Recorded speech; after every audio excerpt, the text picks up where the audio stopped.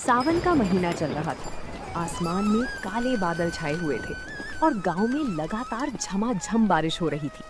चारों तरफ हरियाली थी, लेकिन शंकर के दिल में उदासी छाई हुई थी। शंकर अपने गांव में अपनी पत्नी राधा के साथ रहता था। उसका गांव में एक छोटा सा खेत था, जहां उसने इस बार कड़ी मेहनत से आलू की खेती की थी। आलू की पैदावार तो बहुत अच्छी हुई थी, लेकिन मुसीबत ये थी कि इस बार गांव के लगभग हर किसान ने अपने खेत में आलू ही उगाया था। आलू की इतनी ज्यादा पैदावार होने के कारण मंडी में आलू के दाम जमीन पर आ गिरे थे। राधा, इस बारिश ने मौसम तो सुहाना कर दिया, लेकिन हमारे नसीब में जैसे सूखा डाल दिया है। इतनी मेहनत से आलू उगाए, सोचा था इस बार अच्छा मुनाफा होगा। आप इतना परेशान क्यों होते हैं? हर साल एक जैसा थोड़ी होता है। इस बार फसल अच्छी हुई है तो आज नहीं तो कल बिक ही जाएगी। अरे राधा, तुम समझ नहीं रही हो। मंडी का हाल देखा है तुमने? इस बार गांव के हर दूसरे घर ने आलू ही बोया था। मंडी में आलू का ढेर लगा है।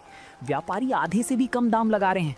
जितनी लागत लगाई थी उसका आधा भी वापस नहीं मिल रहा। तो फिर क्या सोचा है आपने? क्या कौड़ियों के भाव बेच देंगे अपनी मेहनत? नहीं राधा, मैं इस घाटे में अपने आलू कभी नहीं बेचूंगा। व्यापारी समझ रहे हैं कि किसान मजबूर हैं, पर मैं अपनी खून पसीने की कमाई को इस तरह बर्बाद नहीं होने दूंगा। चाहे जो हो जाए, मैं अपने आलू घर के गोदाम में ही रखूंगा। पर घर में इतने आलू कब तक रखेंगे? अगर ज्यादा दिन रखे रहे तो इस सीलन और बारिश के मौसम में आलू सड़ने लगेंगे। तब तो हमें फूटी कौड़ी भी नहीं मिलेगी। मुझे नहीं पता राधा, बस इतना जानता हूँ कि इस दाम पर बेचना अपनी मेहनत का अपमान करना है। भगवान कोई ना कोई रास्ता जरूर दिखाएगा। शंकर ने अपने आलू नहीं बेचे और उन्हें अपने घर के पीछे बने गोदाम में सुरक्षित रख लिया। लेकिन अगले दिन जब बारिश थोड़ी थमी तो शंकर गांव के चौराहे की तरफ निकला, जहां गांव के दूसरे किसान, जिन्होंने घाटा सहकर भी अपने आलू पहले ही बेच दिए थे, अब शंकर की समझदारी का मजाक उड़ाने लगे थे। अरे देखो भाइयों, गांव के सबसे बड़े व्यापारी शंकर भाई आ रहे हैं। क्यों शंकर भाई, आपके आलू का क्या भाव चल रहा है आजकल? सुना है सोने के भाव बेचने के चक्कर में घर में ही सजा कर रखा है। हाँ भाई रामू, हम तो ठहरे मूर्ख किसान। जो दाम मिला उसमें आलू बेचकर फुर्सत पाई। अब कम से कम हमारे पास अगली फसल के लिए पैसे तो हैं। पर हमारे शंकर भाई तो आलू के राजा बनकर बैठ गए हैं। रामू भाई, सुखिया भाई, तुम लोगों को मजाक सूझ रहा है, पर मैं अपनी मेहनत को कौड़ियों के दाम नहीं बेच सकता। तुम लोगों ने आधे दाम में बेच दिया, वो तुम्हारी मर्जी थी। अरे मर्जी नहीं, समझदारी कहते हैं इसे। अब इस बारिश के मौसम में जब तुम्हारे सारे आलू सड़ जाएंगे और उनमें से बदबू आने लगेगी, तब देखना कौन सा व्यापारी तुम्हारे घर आकर तुम्हें सलाम ठोकता है। सही कहा रामू। शंकर भाई, ज्यादा हवा में मत उड़ो, वरना जमीन पर आओगे तो बहुत चोट लगेगी। समय सबका बदलता है भाइयों। आज मेरा दिन खराब है तो तुम लोग हंस लो, पर मुझे अपनी मेहनत पर पूरा भरोसा है। शंकर वहां से बिना कुछ और कहे भारी कदमों से अपने घर की तरफ लौट आया। गांव वालों के ताने उसके कानों में गूंज रहे थे। उसे लगने लगा था कि शायद उसने आलू ना बेचकर बहुत बड़ी गलती कर दी है। अगली सुबह से मूसलाधार बारिश शुरू हो गई। शंकर अपने घर के बरामदे में बैठा हुआ था। तभी एक व्यक्ति हाथ में काला छाता लिए शंकर के घर की तरफ आया। राम राम शंकर भाई, लगता है आज इंद्रदेव कुछ ज्यादा ही मेहरबान है गांव पर। राम राम भाई, पर मैंने आपको पहले यहाँ कभी देखा नहीं। आप कौन हैं और इस तेज बारिश में यहाँ मुझसे मिलने कैसे आना हुआ? मेरा नाम माधव है भाई, इसी गांव के पास वाले पूर्वे का रहने वाला हूँ।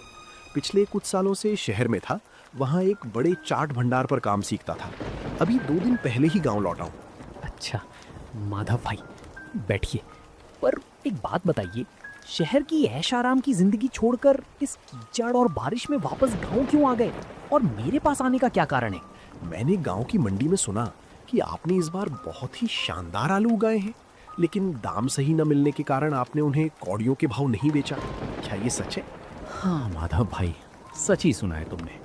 पर अब वो मेरी समझदारी थी या बेवकूफ़ी, ये तो भगवान ही जाने। गांव के लोग तो मेरा मजाक उड़ा रहे हैं कि मेरे आलू सड़ जाएंगे। अरे उन लोगों की बातों पर ध्यान मत दीजिए शंकर भाई। उन्हें सिर्फ आलू बेचना आता है, उसका सही इस्तेमाल करना नहीं। आपके वो आलू ही हमारी तकदीर बदलने वाले हैं। शंकर माधव की बातें सुनकर हैरान था। उसे समझ नहीं आ रहा था कि जो आलू उसके लिए मुसीबत बन चुके थे, माधव उन्हें तकदीर बदलने वाला क्यों कह रहा था। माधव भाई जरा खुलकर बताओ, तुम्हारी बातें मेरे सिर के ऊपर से जा रही हैं। तुम मेरी आलूओं का क्या करने वाले हो? शंकर भाई, मैंने शहर में रहकर लाजवाब, चटपटी और एकदम करारी आलू टिक्की चाट बनाने का हुनर सीखा है। ऐसी चाट की जो एक बार चख ले उंगलियां चाटता रह जाए। मेरा ऑफर ये है कि हम दोनों मिलकर इस बारिश के मौसम में एक आलू टिक्की चाट का ठेला लगाते हैं। क्या? चाट का ठेला इस गांव में? माधव भाई, गांव के लोग 4 पैसे बचाकर घर में सूखी रोटी खा लेंगे, पर ठेले पर चाट खाने कौन आएगा? यही तो आपकी गलतफहमी है शंकर भाई। इस सावन के महीने में जब रिमझिम बारिश हो रही हो तो किसका मन नहीं करता कि कुछ गर्मा गर्म और चटपटा खाया जाए। शहर में लोग इस मौसम में चाट की दुकानों पर टूट पड़ते हैं। पर इसमें हमारा सौदा कैसे तय होगा? मेरे पास तो सिर्फ आलू हैं, ठेले की बाकी सामान के लिए तो पैसे ही नहीं है। बस मुझे आपके वही आलू चाहिए। आलू आपके होंगे और बाकी सारा सामान जैसे मसाले, चटनी, तेल और ठेले का इंतजाम वो सब मैं करूंगा। मेहनत हम दोनों की होगी और जो भी मुनाफा होगा उसे हम आधा आधा बांट लेंगे। बोलो भाई, मंजूर है? तभी राधा भी उनके पास आई और बोली, मुझे तो भाई साहब की बात में दम लगता है। वैसे भी आलू गोदाम में रखे रखे सड़ ही रहे हैं, कम से कम इस बहाने कुछ नया रास्ता तो खुलेगा। तुम ठीक कह रही हो राधा। ठीक है माधव भाई, मुझे तुम्हारा ये ऑफर मंजूर है। कल से ही हम इस काम की शुरुआत करते हैं। माधव का ऑफर स्वीकार करने के बाद शंकर के चेहरे पर कई दिनों बाद एक नई उम्मीद की चमक दिखाई दे रही थी। अगले ही पल दोनों काम में जुट गए। शंकर ने अपने गोदाम से सबसे बेहतरीन बड़े और ठोस आलू छांट कर निकाले। दूसरी तरफ माधव ने अपने पास जमा पैसों से एक पुराना ठेला किराए पर लिया और उसे साफ करके चमका दिया। अगले दिन की सुबह दोनों शंकर की घर की आंगन में खड़े होकर पहले दिन की तैयारी कर रहे थे। माधव भाई, आलू तो मैंने एकदम बढ़िया वाले उबाल दिए हैं, पर सच बताऊं अभी भी मन में थोड़ा डर लग रहा है। हमारे गांव में आज तक किसी ने चाट का ठेला नहीं लगाया। शंकर भाई, डर को तो आप भूल ही जाइए। जब इस कूटते हुए भुने जीरे, सोंठ और पुदीने की खुशबू इस ठंडी हवा में घुलेगी ना, तो लोग अपने आप खिंचे चले आएंगे। असली खेल तो इन मसालों और चटनियों का ही है। माधव भाई, मैंने आपके कहे मुताबिक पुदीने और हरी मिर्च की तीखी चटनी और साथ में इमली की खट्टी मीठी चटनी तैयार कर दी है। अरे वाह भाभी जी, आपके हाथों में तो सचमुच जादू है। चटनी का तीखापन और खट्टा मीठा स्वाद एकदम वैसा ही है जैसा शहर के बड़े बड़े चाट भंडारों में होता है। चलो, चटनी का इंतजाम तो हो गया। अब इन आलूओं का क्या करना है माधव भाई? अब इन उबले आलूओं को छीलकर अच्छे से मैश करके इनमें थोड़े गुप्त मसाले और थोड़ा सा अरारोट मिलाकर हम टिक्की के गोले बनाएंगे। इसके बाद चलेंगे सीधा गांव के चौराहे पर, जहां लोग इस बारिश के मौसम में कुछ गर्मा गर्म ढूंढ रहे होंगे। दोपहर होते होते बारिश की फुहारें और तेज हो गईं। मौसम एकदम ठंडा हो चुका था। शंकर और माधव ने ठेले पर बड़ा सा लोहे का तवा चढ़ाया, चटनियों के मटके रखे, पत्तलों का ढेर लगाया और ठेले को लेकर गांव की उसी मुख्य चौराहे की तरफ चल पड़े जहां अमूमन गांव वाले इकट्ठा होते थे। जैसे ही उन्होंने चौराहे की एक बड़े पेड़ के नीचे अपना ठेला खड़ा किया, वहां मौजूद लोगों की नजरें उन पर टिक गईं। अरे सुखिया, जरा अपनी आंखें मलो और देखो, ये हमारे शंकर भाई क्या कर रहे हैं? आलू नहीं बिके तो क्या आप गांव के बीचों बीच तवा लेकर बैठ गए? राम राम शंकर भाई, ये क्या नया नाटक शुरू किया है? और ये साथ में कौन है तुम्हारे? शहर से कोई नया जोड़ीदार ढूंढ लाए क्या? राम राम भाइयों, ये माधव है, पास के ही पूर्वे का। और हम कोई नाटक नहीं कर रहे, बल्कि अपनी मेहनत के आलूओं से बनी गर्मा गर्म आलू टिक्की चाट का ठेला लगा रहे हैं। चाट का ठेला? अरे शंकर, तुम्हारा दिमाग तो ठीक है। गांव के लोग 2 रुपए की चाय पीने में 10 बार सोचते हैं, वो तुम्हारी ये शहर वाली चाट खाने के लिए पैसे खर्च करेंगे। रामू भाई, दाम की चिंता आप मत कीजिए, बस एक बार इस तवे से उठती खुशबू को महसूस कीजिए। इस ठंडे ठंडे सावन के मौसम में जब ये करारी टिक्की आपके मुंह में जाएगी तो आप दाम भूल जाएंगे। भाई, हमें तो नहीं लगता कि गांव में ये सब चलेगा। पैसे बर्बाद करने की अच्छी तरकीब सोची है तुम दोनों ने। चलो रामू, यहाँ बेकार में खड़े रहने का कोई फायदा नहीं है। रामू और सुखिया हंसते हुए आगे बढ़ गए। शुरुआत में कोई भी ठेले के पास आने को तैयार नहीं था। शंकर का दिल एक बार फिर बैठने लगा था। लेकिन माधव के चेहरे पर अब भी पूरा आत्मविश्वास था। वो तवे पर टिक्कियों को पलट रहा था, जिससे एक बेहतरीन सौंधी खुशबू पूरे चौराहे पर फैलने लगी थी। महक इतनी लाजवाब थी कि वहां से गुजरने वाले लोग चाहकर भी अपनी नजरें ठेले से नहीं हटा पा रहे थे। तभी गांव के मुखिया जी, जो अपनी बड़ी सी छतरी ताने हवेली की तरफ जा रहे थे, ठेले के पास आकर रुक गए। अरे शंकर, ये तुम्हारे ठेले से कैसी गजब की खुशबू आ रही है भाई। पूरे चौराहे को महका दिया है तुम दोनों ने। ये की बना रहे हो? राम राम मुखिया जी, ये हमारे खेत के ताजा आलूओं से बनी गर्मा गर्म आलू टिक्की चाट है। मेरा पार्टनर माधव इसे शहर से सीख कर आया है। इस सावन की बारिश में आपके लिए एक पत्तल तैयार करवाऊं। चाट? शहर में तो बहुत खाई है, पर हमारे गांव में ये सब कहाँ बनता था। चलो, खुशबू तो बहुत लाजवाब है। हमारे लिए भी एक पत्तल लगाओ जरा, देखें तो सही तुम्हारे आलूओं में क्या जादू है। अभी लीजिए मुखिया जी, एकदम कड़क और करारी टिक्की लगाता हूँ आपके लिए। माधव ने फुर्ती से 2 करारी टिक्कियों को बीच से तोड़ा, उन्हें पत्तल पर रखा। ऊपर से गाढ़ा दही, हरी मिर्च की तीखी चटनी, इमली की लाल चटनी और अपना खास सीक्रेट मसाला छिड़ककर मुखिया जी के हाथ में थमा दिया। आसपास खड़े गांव वाले बड़े ध्यान से मुखिया जी का चेहरा देख रहे थे कि उन्हें ये स्वाद कैसा लगता है। वाह, अरे वाह शंकर, मजा ही आ गया भाई। ये टिक्की बाहर से जितनी करारी है, अंदर से उतनी ही नरम है। और ये चटनियों का तालमेल, भाई वाह, ऐसी चाट तो मैंने शहर के सबसे बड़े बाजार में भी नहीं खाई थी। मुखिया जी की तारीफ सुनते ही वहाँ तमाशा देख रहे गांव वालों के मुंह में पानी आ गया। गांव में मुखिया जी की बात का बहुत वजन था।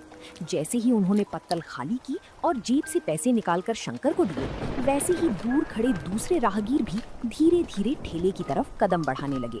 बारिश की फुहारें अब भी जारी थीं, जो इस गर्मा गर्म चाट के मजे को दोगुना कर रही थीं। माधव भाई, मेरे लिए भी एक पत्तल जल्दी से लगाना। थोड़ा तीखा ज्यादा रखना।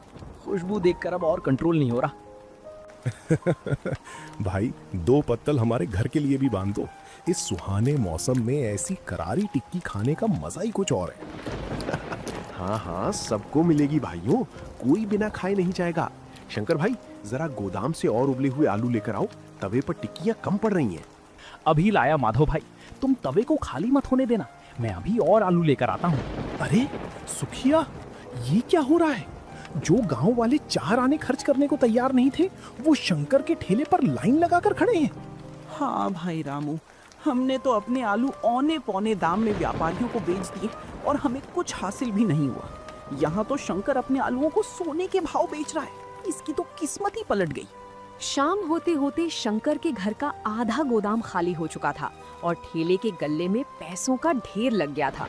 जो किसान कल तक शंकर की लाचारी पर हंस रहे थे, आज वे उसकी समझदारी और माधव के हुनर की दाद दे रहे थे। शंकर को समझ आ गया था कि सही समय पर सही फैसला लेने से आपदा को भी अवसर में बदला जा सकता है। दिन हफ्तों में बदल गए और सावन का पूरा महीना शंकर और माधव के चाट के ठेले के नाम रहा। शंकर का जो आलू गोदाम में सड़ने की कगार पर था, अब उसकी एक एक गांठ सोने के भाव बिक चुकी थी। एक शाम ठेला बंद करने के बाद शंकर और माधव गल्ली के पैसे गिन रहे थे। माधव भाई, अगर आज से 1 महीना पहले कोई मुझसे कहता कि मैं अपने आलूओं से इतनी कमाई करूंगा, तो मैं उसे बेवकूफ समझता। ये सब तुम्हारी वजह से हुआ है भाई। अरे नहीं शंकर भाई, ये आपकी मेहनत और सही समय पर हिम्मत ना हारने का नतीजा है। अगर आप उस दिन व्यापारियों के आगे घुटने टेक देते और आलू औने पौने दाम में बेच देते, तो आज हमारे पास ये हुनर दिखाने का मौका ही नहीं होता। और माधव भाई के उस अनोखे आइडिया को तो भूल ही नहीं सकते। उन्होंने संकट को मुनाफे में बदल दिया। सच में शहर से सीखा हुआ हुनर आज हमारी पूरी गांव के काम आ गया। भाभी जी, काम तो अभी और बढ़ेगा। सावन का महीना खत्म होने वाला है, लेकिन हमारी चाट का स्वाद लोगों की जुबान पर ऐसा चढ़ा है कि अब ये रुकने वाला नहीं है। हमारे पास जितने आलू थे, वो तो अब खत्म होने वाले हैं। हाँ माधव भाई, ये बात तो मेरे दिमाग में आई ही नहीं। हमारे गोदाम के आलू तो बस 2-3 दिन के ही बचे हैं। उसके बाद हम टिक्की किस चीज की बनाएंगे? हमारा ठेला कैसे चलेगा? चिंता मत कीजिए शंकर भाई, इसका रास्ता भी हमारे पास ही है। कल सुबह चौराहे पर चलते हैं, वहीं इस समस्या का समाधान मिलेगा। अगली सुबह जब शंकर और माधव चौराहे पर पहुंचे तो वहां रामू, सुखिया और गांव के कई अन्य किसान पहले से ही मौजूद थे। लेकिन आज उनके चेहरों पर मजाक उड़ाने का भाव नहीं, बल्कि सम्मान और एक उम्मीद थी। उनके पास आलू के बड़े बड़े बोरे थे। शंकर भाई, हमें माफ कर देना। हमने तुम्हारी मजबूरी का मजाक उड़ाया था, पर तुमने और माधव भाई ने जो कर दिखाया उसने हमारी आंखें खोल दी। हाँ शंकर भाई, हमने तो अपने आलू जल्दबाजी में बेच दिए थे, लेकिन हमारे घरों में खाने और अगली फसल के लिए जो थोड़े बहुत अच्छे आलू बचे थे, हम वो तुम्हारे पास लाए हैं। हमारे आलू भी अपनी चाट में इस्तेमाल कर लो भाई। रामू भाई, सुखिया भाई, आप लोग ये क्या कह रहे हैं? शंकर भाई, यही तो मैं कल रात कह रहा था। अब हमारा ये ठेला सिर्फ आपका और मेरा नहीं रहा। हम गांव के दूसरे किसानों से सही और मुनाफे वाले दाम पर आलू खरीदेंगे। इससे हमारा ठेला भी चलता रहेगा और हमारे किसान भाइयों को उनकी मेहनत की सही कीमत भी मिलेगी। माधव भाई, तुमने तो कमाल ही कर दिया। भाइयों, विपत्ति के समय जो समझदारी और साथ काम आए, वही असली ताकत है। आज से हमारे इस ठेले पर पूरे गांव के किसानों की मेहनत महकेगी। जो आलू कभी संकट का कारण बना था, आज वो पूरे गांव की समृद्धि का जरिया बन चुका था। सावन की वो बारिश थम चुकी थी, लेकिन शंकर के जीवन में खुशियों की जो बरसात शुरू हुई थी, वो अब कभी थमने वाली नहीं थी। तो दोस्तों, आप लोगों को ये कहानी कैसी लगी? कमेंट करके जरूर बताएं। और ऐसी कहानियों को देखने के लिए वीडियो को लाइक करें और चैनल को सब्सक्राइब करें।